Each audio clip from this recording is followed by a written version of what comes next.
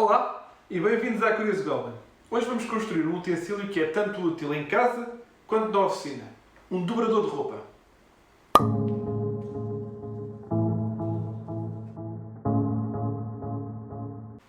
Um dobrador de roupa é útil em casa quando se faz uma máquina de roupa e é útil na Curious Golden porque nós temos uma linha de t-shirts.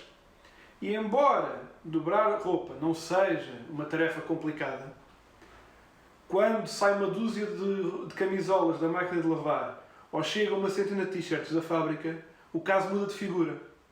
E é nessa situação que o dobrador de roupa se torna muito útil porque acelera o processo de nos vermos livres de arrumarmos essas peças que de repente temos em mãos.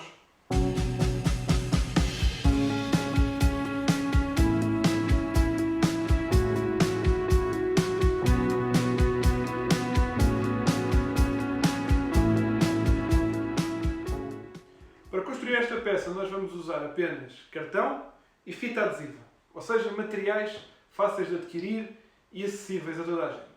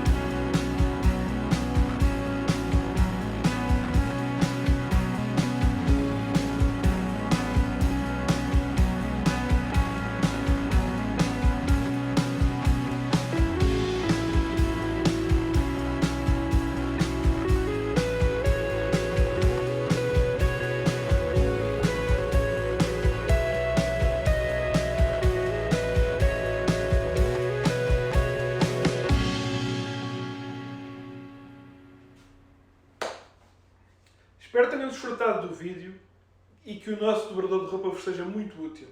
Por último, não se esqueçam de gostar do vídeo, subscrever e vemo-nos para a próxima, já com a roupa toda dobrada. Deus!